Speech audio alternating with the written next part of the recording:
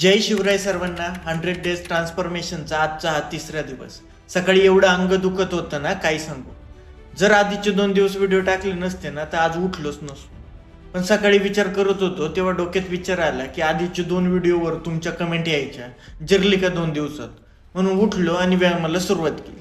ते नाही का आपल्या मागच्या पिढीचं ब्रीद वाक्य बघा, लोक काय म्हणतील. त्याचा चांगला वापरही होऊ शकतो हे आज मला कळालं. इकडं 5 मिनिटात अंग दुखायचं थांबलं. दर्द को दर्द मारताय असं काहीतरी सीन झालं वाटतं माझ्यासोबत.